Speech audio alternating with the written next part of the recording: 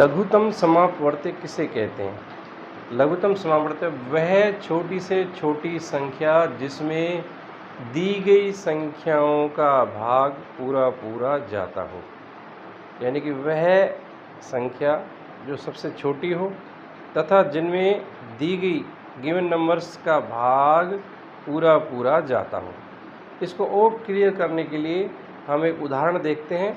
जैसे हमारे पास 18 और 24 है। 18 और 24 का लघुत्तम हम निकाल के देखते हैं। तो 18 और 24 का लघुत्तम निकालेंगे तो 18 और 24 को कोमा लगाकर हम लिख देंगे और इस प्रकार हम देखेंगे कि जो 2 से पहले हम भाग लगेंगे, 2 से नहीं जाने पर फिर 3 से, 3 से भाग नहीं जाने पर फिर 5 से या फिर 7 से, इस तरह हम भाग लगाकर देखते हैं। तो ये हम 2 से प्रारंभ करते हैं। 2 नाम है 18 और 2 एकम 2, 2 दूनी 4, 12 दूनी 24। अभी 2 का जा सकता है क्योंकि 12 हमारे पास सम संख्या प्राप्त है। अभी 9 में नहीं जाने पर 9 को जो का त्यों उतार देंगे। इसके बाद 2 छके 12, 6 में भी 2 का जा सकता है, दोबारा 2 का लगाएंगे। 9 में नहीं जाता है, इसको जो करते हूँ कैरी डाउन कर लेंगे। इसके बाद 2 3 6। अब हम देखते हैं 9 और 3 में 2 का भाग नहीं जाता तो फिर हम 3 से ट्राई करेंगे। 3 का भाग इसमें जा रहा है। 3 3 9, 3 एकम 3। अभी भी 3 से एक बार और कटेबल लाइए। 3 एकम 3 और 1 एकम 1। इस प्रकार हम देखते हैं ये हमारे पास इस प्रकार ये संख्याएं प्राप्त होती हैं। इनको हम आपस में गुणा कर लेते हैं तो ये हो जाएगा 2 दूनी 4, 4 दूनी 8, 8 3 24, 24 3 72। यानी आप इनको इस तरह गुणा करते हुए भी निकल सकते हैं। तो 3 3 9 दूनी 18, दूनी 36, दूनी 72। इस प्रकार ये जो 72 संख्या हमें प्राप्त, 72 जो है वह गिवन नंबर यानी 18 एंड 24 का एलसीएम होगा, लीस्ट कॉमन मल्टीपल। इसका मतलब है लघुत्तम समापवर्त्य। समापवर्त्य माने जो भाज्य प्रकृति का होता है, अपने अंदर भाग को लेता है। तो ये 72 ऐसी संख्या है जो सबसे छोटी है, लीस्ट है, जो कि इन दोनों संख्याओं से 18 और 24 से विभाज्य है। अब 72 क्यों छोटा है? 72 के आगे अगर हम बढ़ें तो 144 भी हो सकता है, 72 216 भी हो सकता है। इनमें भी इन दोनों संख्याओं का भाग पूरा पूरा जाता है। इधर हम जितना बढ़ेंगे हमें बड़ी बड़ी संख्याएं और भी अनेकों मिल जाएंगी, लेकिन अगर हम इससे आगे आना चाहें, इससे पूर्व कोई संख्या ढूंढना चाहें तो वह संख्या नहीं है। सबसे छोटी संख्या जो है वो 72 ही है, जिसमें 18 और 24 का भाग पूरा पूरा जा सकता है। इसलिए इसको लघुत्तम माना है, लीस्ट माना है। ये लघुत्तम, इनसे सबसे छोटी ये है, इसीलिए इससे छोटी और कोई नहीं है, इसलिए लघुत्तम है। तो लघुत्तम समापवर्त्य यानी ऐसी संख्या, ऐसी छोटी से छोटी संख्या जो दी गई संख्याओं से विभाज्य हो, यानी दी हुई संख्याओं से कट सकती हो, विभाजित हो सकती हो, पूरा पूरा उसमें भाग जा सकता हो, उसे हम कहते हैं एलसीएम या लघुत्तम समापवर्त्य। चलिए अब हम बात करते हैं कि एलसीएम कैसे ज्ञात किया जाता है। एलसीएम के लिए हम 2 विधियों का प्रयोग करेंगे। एक विधि तो जैसा कि अभी हमने देखा कि इस प्रकार दी हुई संख्याओं को लिख देंगे और उन्हें जो अभाज्य संख्या यानी 2 3 5 7 11 इस तरह इन संख्याओं से हम डिवाइड करते चलेंगे, काटते चलेंगे। जो जो संख्याएं कटती जाएंगी उन्हें हम काटते जाएंगे। जो संख्या नहीं कट रही है, अर्थात जिसमें इस 2 या 3 का भाग नहीं जा पा रहा है, तो उसे हम जो कहते हैं उतार देंगे। जैसे हमने देखा 2 नाम 18 9 बार कट गया, ये 12 बार कट गया। 2 से 9 नहीं कट रहा है तो इसको हम जो कहते हैं उतार देंगे। जो संख्याएँ कट सकती हैं उन्हें हम काट देंगे। तो इस प्रकार हम अंतिम परिणाम पर ये पहुँचते हैं कि जो संख्याएँ हमें बाहर प्राप्त होती हैं उनको हम आपस में गुणा करके लघुत्तम प्राप्त कर लेते हैं। एक तो मेथड ये है। दूसरा तरीका जो है वो है अभाज्य गुणनखंड विधि वाला तरीका। इसी उदाहरण को हम लेते हैं। अभाज्य गुणनखंड विधि से हम कैसे एलसीएम निकालें, कैसे लघुत्तम समापवर्त्य निकालें। तो देखिए इसमें 18 और 24 में क्या करना होता है कि हमें 18 का अभाज्य गुणनखंड निकालना है और ठीक इसी प्रकार हमें 24 का भी गुणनखंड निकालना है, यानी कि रूढ़ गुणनखंड विधि, रूढ़ गुणनखंड विधि या अभाज्य गुणनखंड विधि के नाम से इसे जाना जाता है। रूढ़ गुणनखंड विधि या अभाज्य गुणनखंड विधि के नाम से जाना जाता है। प्राइम फैक्टराइजेशन मेथड, हमने पिछले वीडियो में प्राइम फैक्टराइजेशन पर काफ़ी प्रश्न हल किए थे। तो आप पिछला वीडियो भी देख सकते हैं। इसमें हम देखते हैं कि प्राइम फैक्टराइजेशन की प्रोसेस कैसे करेंगे। इसमें हमें देखना है कि इसे 2 से डिवाइड करें तो 2 नामे 18, 2 से 9 नहीं कट रहा है। अब हम स्टार्ट करेंगे 3 से, 3 3 9, 3 एकम 3। इस प्रकार हम देखते हैं 2 3 3 इन संख्याओं से ये विभाजित हो जाती है। इस 24 को देखते हैं। 24 में हम 2 का लगाएंगे, 2 12 24 यानी 12 दूनी 24, 2 का फिर लगाइए, 12 में लग पा रहा है, 2 छक्के 12, 2 का भी लगाइए, 2 3 6, 3 में 2 का भाग नहीं जाएगा, 3 में 3 का लगाएंगे तो 3 एकम 3 यानी 1 1 आने पर ये प्रोसेस स्टॉप हो जाएगी। अब हम देखते हैं कि हमें इनमें कॉमन मल्टीपल्स छांटने हैं। यानी जैसे हम देखते हैं 2 और यहाँ पर भी है 2, तो इसको हम ले लेंगे बाहर, ठीक है, ओके। अब हम देखते हैं इसमें एक है ये 3 और इसमें ये है 3, जो दोनों में है वो ले लेंगे बाहर। इसके अलावा अब हम देखते हैं आपस में कॉमन कोई नहीं है, तो जो अकेले रह गए उन अंकों को भी हम ले लेंगे और गुणित भाग में रख देंगे। तो जैसे इस 3 को ले लिया और ये 2 और ये 2, ये 2 बार 2 2 आ गए। तो इस प्रकार हम उनको आपस में मल्टीप्लाई करेंगे तो 2 3 6, 6 3 18, 18 दूनी 36, 36 दूनी 72, 72 हम प्राप्त करते हैं, ठीक है। इसको हम आपस में मल्टीप्लाई करेंगे तो 72 हमें मिला। हमने पिछले जो मेथड में किया था, पाई मेथड से किया था, उसमें हमें 72 मिला, और हमने प्राइम फैक्टराइजेशन मेथड से किया है तो भी हमें 72 मिल रहा है। तो इस प्रकार हम एलसीएम ज्ञात करते हैं। एलसीएम ज्ञात करने की 2 विधियाँ हैं। हेलो डियर स्टूडेंट्स, आपका आज की इस कक्षा में स्वागत है। पिछले वीडियोस में हमने एचसीएफ और एलसीएम के तहत एचसीएफ को कैसे हम ज्ञात करें, उसको ज्ञात करने की कौन कौन सी विधियाँ, कौन कौन से मेथड है, उनके बारे में जाना था। अब आज का जो टॉपिक है वो एलसीएम पर बेस्ड है। एलसीएम किसे कहते हैं और एलसीएम ज्ञात करने की विधियाँ कौन कौन सी हैं तथा उन पर आधारित विभिन्न प्रश्न कैसे किए जाएं। आज का जो वीडियो है वो एकेडमिक कक्षा में पढ़ने वाले कक्षा 6 से लेकर 10वीं तक के छात्रों के लिए महत्वपूर्ण है, क्योंकि उनके पाठ्यक्रम में लघुत्तम समापवर्तक और महत्तम समापवर्तक से संबंधित काफ़ी प्रश्न और कुछ प्रश्नावलियाँ हैं। साथ में इससे ज़्यादा कहीं महत्वपूर्ण जो कॉम्पिटिटिव एग्ज़ाम्स में जो बच्चे अपियर हो रहे हैं उनके लिए खास वीडियो लाभकारी होने वाला है, क्योंकि इसमें हम विभिन्न पैटर्न्स को लेकर अलग अलग पैटर्न्स पर अलग अलग तरीके से कैसे एचसीएफ और एलसीएम ज्ञात किया जाए वो आज आपको हम बताएंगे। इसमें पहली जो हमारी विधि होगी वो होगी जैसे भिन्न संख्याएं दी जाए। साधारण सवाल तो हम कर लेते हैं, साधारण हम एचसीएफ कैसे निकालें, एलसीएम कैसे निकालें, लेकिन आज का जो हमारा ये वीडियो रहेगा उसमें हम भिन्न संख्याओं का हम एलसीएम कैसे निकालें इस पर खास होगा।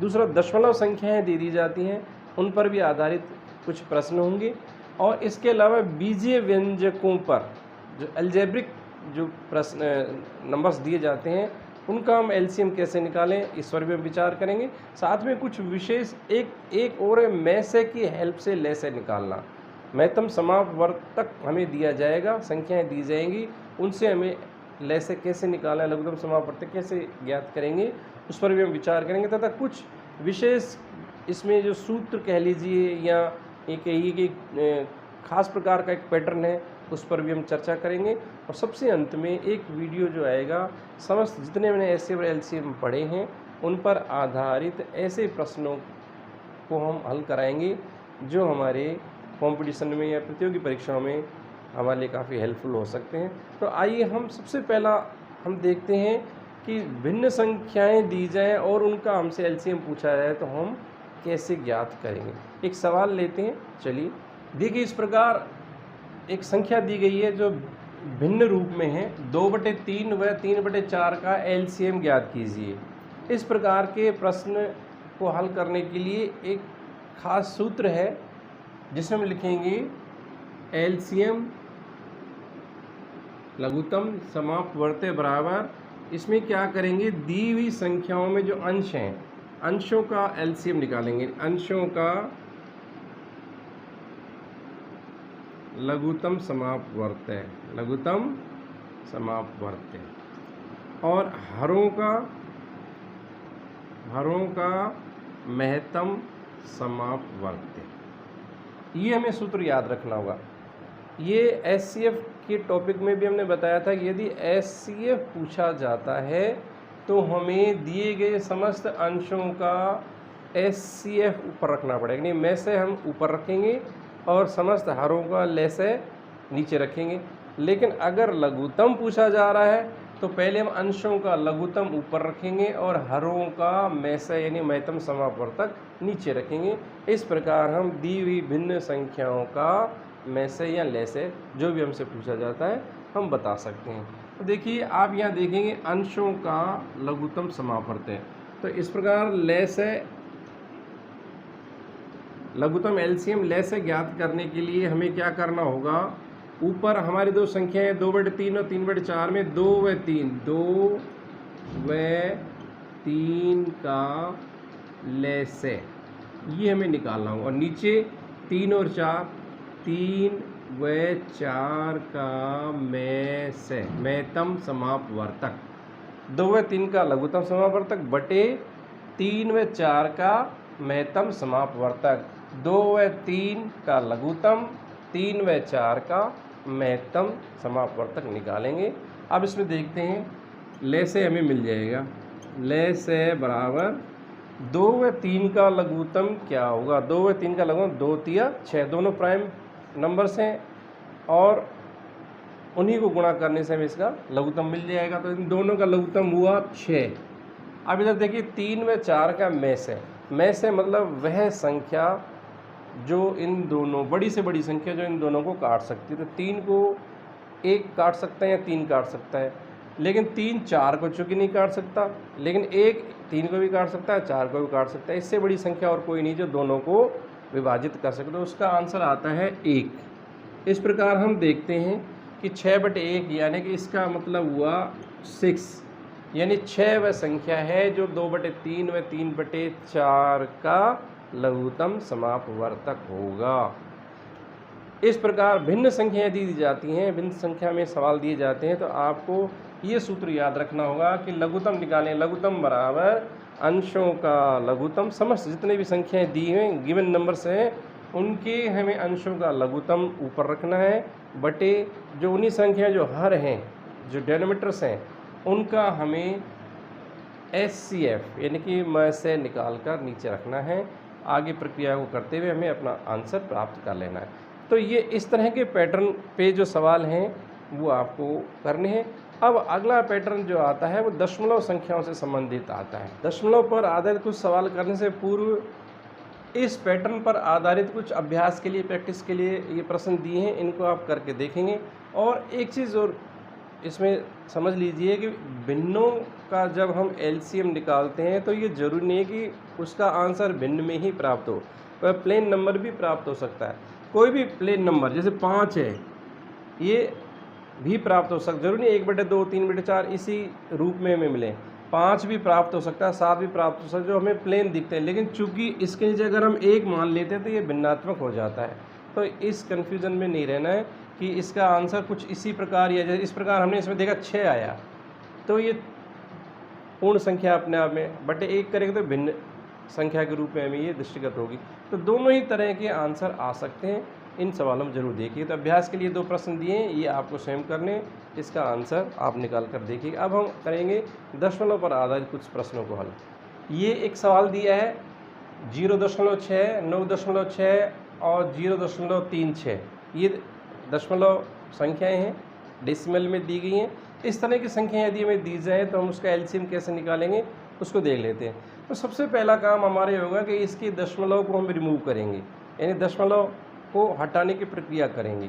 तो दशमलव हटाने का सीधा सा तरीका है कि ऊपर दशमलव को देखकर हम उसके स्थान पर नीचे 1 रख देंगे तथा दशमलव के बाद जितने अंक दिए जाते उतने शून्य हम 1 के साथ लगा देंगे। देखिए इस तरह, ये 0.6 है तो 6 अपॉन पॉइंट के बदले 1 और 1 अंक आगे तो ये हो जाएगा 1 0, 6/10 हो जाएगा। ठीक इसी प्रकार हम देखते हैं 9.6 का करेंगे, इस पॉइंट के स्थान पर 1 और 6 के बदले में 1 0, 1 डिजिट आगे है तो 1 0 नीचे हम डेनोमीटर की जगह पे लिख देंगे। और उसी तरह देखिए ये 0.36 है तो पॉइंट के स्थान पर 1 एंड 2 डिजिट्स आगे हैं, तो 2 जीरो हमें आगे लगानी होंगी।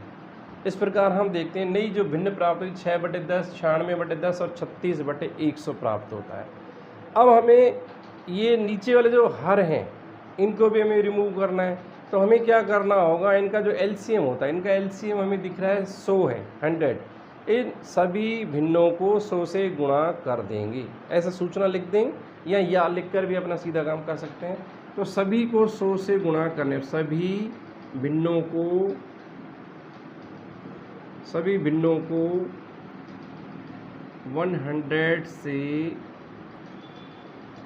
गुणा करने पर, अब जब इसको 100 से गुणा करेंगे, आप देख लीजिए इस तरह इसको मल्टीप्लाई कर देंगे, 100 से 0 0 कर जाएगा, 60 आ जाएगा, इसका आ जाएगा 60 और इसका आ जाएगा 960 और इसका आ जाएगा 36। इस प्रकार हमें ये प्लेन नंबर प्राप्त हो जाते हैं, सीधे नंबर प्राप्त हो जाते हैं। अब हमें करना क्या है, साधारण तरीके से, यानी जो हमने विधियाँ अभी बताई थी कि एलसीएम निकालने की 2 विधियाँ, एक तो प्राइम फैक्टराइजेशन मेथड से करेंगे, यानी कि रूट गुणनखंड निकाल कर करें, या फिर वो पाई लगाकर उनको हम डिवाइड करते चले जाएं। तो उस विधि से हम किसी एक विधि का प्रयोग करके हम इनका लघुत्तम निकाल लेंगे, फिर आगे देखते हैं कैसे होगा। अब हम इसका लघुत्तम निकालेंगे तो 60, 960 और 36, इसको हम इस पाई लगाकर आगे बढ़ाते हैं। तो इसमें 2 का भाग जा रहा है, जब तक चलेगा इसमें भाग जाएगा, तो ये 30 बार चला गया भाग। 960 में 2 चौके 8, 2 अठे 16, 480, ये हो जाएगा 18 दूनी 36, फिर 2 का लगाइए, 2 15 30, 2 दूनी 4, 2 चौके 8, 0, 240, ये आएगा 9 2 जा 18, फिर 2 का, चूँकि ये अभी कट सकता है 2 से, तो 15 नहीं कट रहा है, इसको छोड़ देंगे, 2 एकम 2, 2 दूनी 120 और 9 नहीं कट रहा है, इसको जो का त्यों उतार देंगे। फिर हम 2 को लगाएंगे, 15 नहीं कट पा रहा है, 120 कट गया 60 बार, 9 नहीं कटेगा, जो का त्यों उतार दिया। फिर हम लगाएंगे 2 का, 15 नहीं कट रहा है, 2 30 60, 30 दूनी 60, 9 नहीं कट रहा है, जो का त्यों उतार देंगे। फिर हम 2 का देंगे 15, ये भी बचेगा 15 और ये हो जाएगा 99।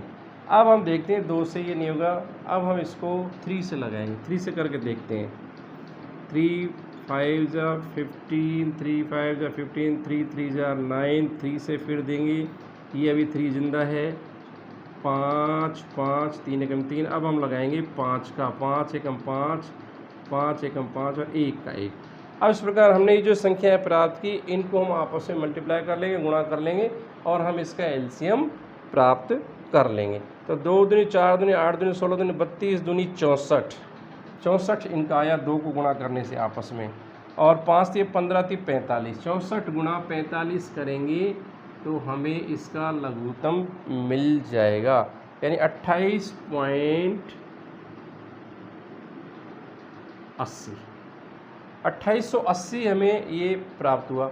अब इसमें एक चीज़ ध्यान देने वाली है कि जब हमने इनको प्लेन किया था तो हमने 100 से गुणा किया था, 100 से मल्टीप्लाई किया था।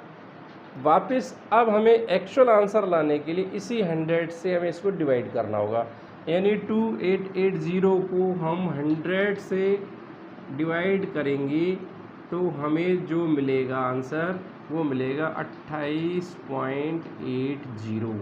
ये इसका एलसीएम होगा, ये इसका एलसीएम होगा। एक बार इसको देख लीजिए हमने कैसे किया, 28.80 इसका आंसर होगा। तो दशमलव वाली संख्याओं को सबसे पहले हमें दशमलव रिमूव करना है। दशमलव रिमूव करने के बाद ये साधारण भिन्नों के साधारण भिन्न में जो हर है उन हरों को भी रिमूव करना है, प्लेन नंबर पे ले आएंगे और प्लेन संख्या प्राप्त होने पर हम किसी एक मेथड, जो हमने 2 मेथड सीखे हैं उनमें से कोई एक मेथड यूज़ करके हम इसका आंसर निकालेंगे। अब हमें वापस आना होगा कि सभी भिन्नों को जिससे हमने गुणा किया था इस हर को हटाने के लिए, तो हर को लाने के लिए उसी से वापस हम भाग करेंगे तो हमारा आंसर हमें प्राप्त हो जाएगा। तो इस प्रकार देखिए दशमलव वाली संख्याओं का एलसीएम कैसे निकलता है, भिन्नों की संख्याओं का एलसीएम कैसे निकलता है, ये हमने जान लिया। अब हम बात करेंगे बीजीय व्यंजक अगर हमें दी जाते, बीजीय संख्याएं दी जाती, तो बीज गणित के तहत हम संख्याओं का एलसीएम कैसे निकालते हैं, वो अब हम अगले प्रश्न में हम समझेंगे। इसको एक बार समझ लीजिए, देख लीजिए। डी एक ऐसा संप्रत्यय है जो राजस्थान सरकार के द्वारा अपने विद्यालयों में ये लागू किया गया है। इसमें प्रत्येक शनिवार को बच्चों को कुछ ऐसी एक्टिविटीज़ दी जाती हैं जिससे उनके अध्ययन में रुचि बढ़े तथा साथ में खेल खेल में या अन्य रोचक विधियों से उनका ज्ञानवर्धन हो, राजस्थान के बारे में उन्हें जानकारी हो, विभिन्न प्रकार की जो अन्य गतिविधियां हैं, शैक्षिक गतिविधियां हैं या कुछ ऐसे टॉपिक हैं जो हम पढ़ाते समय कक्ष में नहीं पढ़ पाते हैं, खुले वातावरण में उन्हें पढ़ाया जाता है। तो खेल खेल के माध्यम से बड़ा रुचि लेकर बच्चे इसको सीखते हैं और ये बहुत ही अच्छा संप्रत्यय सरकार द्वारा ये विद्यालय में लागू किया गया है। इससे बच्चे बड़े आसानी से इन चीज़ों को सीख लेते हैं और अगले दिन विद्यालय आने में उनका मन करता है, उनकी रुचि पैदा होती है कि विद्यालय की तरफ आएँ। विद्यालय से वो पलायन नहीं करते बल्कि विद्यालय की ओर वो आते हैं। तो इस तरह का संप्रत्यय बड़ा प्रशंसनीय और श्लाघनीय संप्रत्यय है जो राजस्थान सरकार ने अपने विद्यालयों में लागू किया है। उसकी एक झलक आप देखेंगे किस तरह।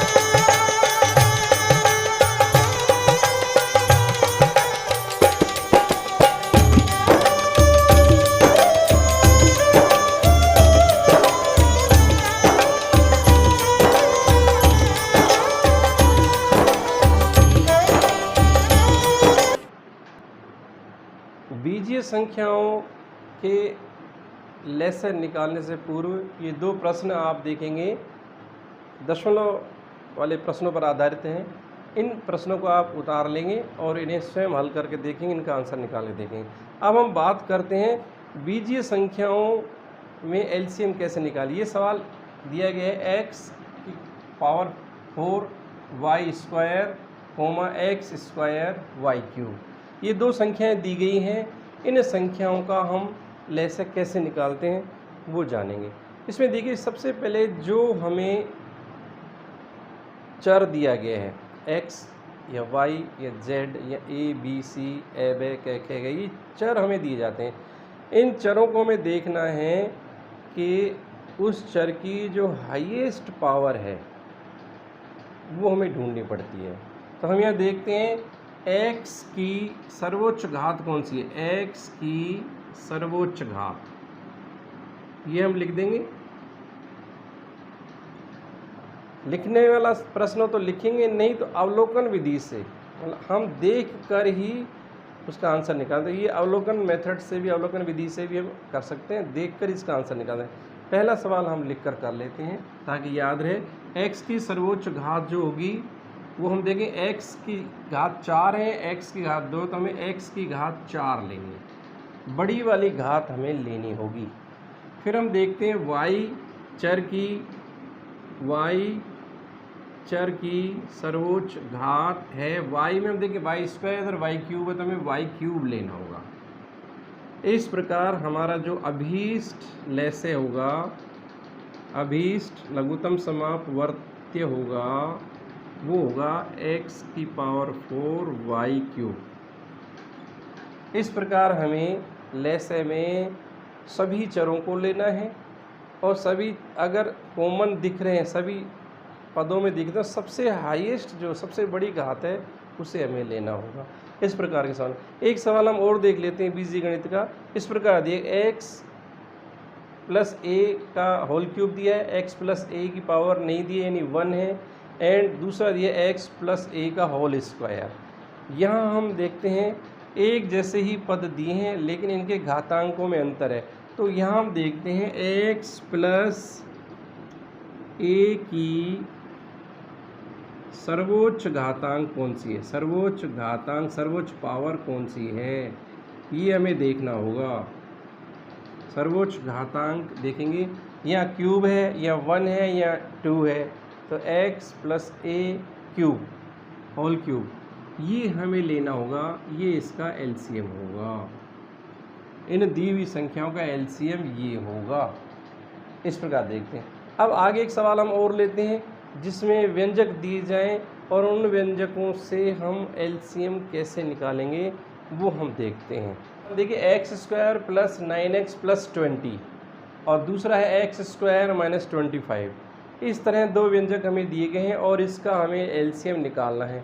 अब यहाँ एलसीएम निकालने के लिए हमारे पास इनकी अभाज्य संख्याएं प्राप्त नहीं, अभाज्य गुणनखंड हमें नहीं है, तो हमें सबसे पहला काम करना होगा इनका फैक्टराइजेशन करना होगा और अभाज्य गुणनखंड करने के बाद जो कोष्ठकबद्ध जो संख्याएं प्राप्त होंगी, जो इनके गुणनखंड प्राप्त होंगे, उनमें फिर अवलोकन विधि से हम ये देखेंगे इनका एलसीएम कौन सा हो सकता है। तो इसमें पहला काम हमारा ये होगा गुणनखंड विधि से जो व्यंजकों के जो गुणनखंड किए जाते हैं, हमने पूर्व वीडियो में जो गुणनखंड वाले चैप्टर में ये पढ़े थे कि अलग अलग तरीके से गुणनखंड कैसे किए जाए। किसी में कॉमन छांट कर करने होते हैं, कोई पहले सूत्र पर आधार a plus B whole square पर बेस्ड होता है, कोई a minus B whole square पर बेस्ड होता है, या तीसरा जो मेथड था a plus B into A minus B, जो थर्ड फॉर्मूला पर जो बेस्ड है उस पर इन्हें सरल की जा सकते हैं। तो हमें देखना होगा कि ये गुणनखंड कैसे सेटिस्फाई होगा, कैसे इनको गुणनखंड इसके किए जा सकते हैं। उसके बाद प्राप्त गुणनखंडों में एलसीएम और एचसीएफ इत्यादि जो हमसे पूछा गया है उस प्रोसेस को पूरा करेंगे। तो पहले हमें गुणनखंड वाली प्रोसेस को संपन्न करना होगा।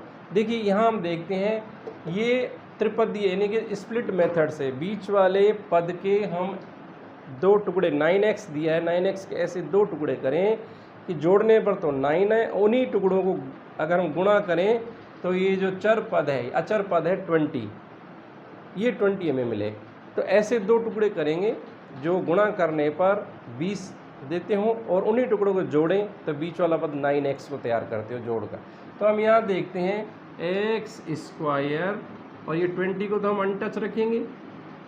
अब हम देखते हैं 5 गुणा 4, 5 चौका 20 और 5 और 4 जोड़ेंगे तो 9 आता है। तो इस प्रकार देखिए हम 5x प्लस 4x प्लस 20। अब ये दो दो पद अलग करके इनके सार निकालेंगे। इसमें हम सार निकालेंगे x, तो यहाँ बचेगा x प्लस 5 और यहाँ ये साइन यहाँ उतार लेंगे। अब इन दोनों में कॉमन हमें नज़र आ रहा है 4, यानी 4x में 4 का भाग देंगे तो बचेगा x और 4 पंजे 20। ये दोनों ब्रैकेट सेम आ रहे हैं, प्रोसेस ठीक चल रही है। अब इन दोनों ब्रैकेट्स में से एक कॉमन ले लेंगे x प्लस 5 और एक ब्रैकेट में ये बाहर वाली संख्या है x प्लस 4 ले लेंगे। यहाँ ये रुक जाता है प्रोसेस। अब हम इसको देखते हैं एक्स स्क्वायर माइनस 25, ये थर्ड फॉर्मूला पर बेस्ड है, यानी कि इसको हम करेंगे तो इसमें पहले पद का होल स्क्वायर कर देंगे, दूसरे पद का भी होल स्क्वायर कर देंगे। एक्स स्क्वायर का वर्गमूल x है, 25 का वर्गमूल आएगा 5। एक बार इनको प्लस में लिखना है और एक बार इन दोनों को माइनस में लिखना है, x प्लस 5 x माइनस 5। अब हमारे एक लाइन में जो नीचे नीचे जो कोष्ठक हमें मिले, इन दोनों में हम अवलोकन विधि से लेसन निकालेंगे। यानी हम देखते हैं x प्लस 5 की सर्वोच्च घात कौन सी है, सर्वोच्च घात कौन सी है, घातांक कौन सा है, सर्वोच्च घातांक कौन सा है। तो दोनों साइडों में देखेंगे x प्लस 5 x प्लस 5, इससे बड़ा कोई नज़र नहीं आ रहा है तो हम x प्लस 5 ले लेंगे कि घात 1 है एक प्रकार से, यूँ मान लीजिए आप x प्लस 5 की पावर 1। अब हम देखते हैं x प्लस 4 में देखिए लेना सभी को है, लेना हर कोष्ठक को है, लेकिन अगर किसी की हाईएस्ट पावर आ रही तो हम हाईएस्ट वाले को लेंगे, छोटे वाले को छोड़ देते हैं। तो यहाँ x प्लस 4 इधर है ही नहीं, तो यही खुद ही ऐसा हो जाएगा कि हम इसी ब्रैकेट को ले लेंगे x प्लस 4। अब हम देखते हैं ये दोनों आ गए, ये आ गया इसके साथ, लेकिन x माइनस 5 नहीं आया, इसको भी लेना पड़ेगा। x माइनस 5 की सर्वोच्च घातांक होगी, x माइनस 5 स्वयं अकेला है, इसका कोई दूसरा या इससे बड़ा कोई नहीं है, तो यही इसका हम ले लेंगे। अब हम तीनों को मल्टीप्लिकेटिव फॉर्म में लिख दें, गुणित फॉर्म में लिख देंगे। इसीलिए दिए गए व्यंजकों का जो अभीष्ट लय से होगा, अभीष्ट जो रिक्वायर्ड है वो लय से एलसीएम होगा equal to x plus 5 into X plus 4 into X minus 5। इस प्रकार हम इस प्रकार के दिए गए व्यंजकों को गुणनखंड इत्यादि करने के बाद अवलोकन मेथड से, अवलोकन विधि से लघुत्तम निकाल लेंगे। अब हमारे 2 या 3 पैटर्न और रह जाते हैं जिन पर भी हम प्रश्न कराएंगे। आज इन प्रश्नों को देख लीजिए, अगले वीडियो में बाकी जो 3 पैटर्न रह गए उन पर आपको हम प्रश्न कराएंगे, तथा कुछ छोटे प्रश्न जिन्हें शॉर्ट ट्रिक से हम कर सकते हैं परीक्षा में समय बचाते हुए, उनको हम कैसे करें उन पर भी हम कुछ प्रश्न आपको अगले वीडियो में कराएंगे। तब तक के लिए जय हिंद।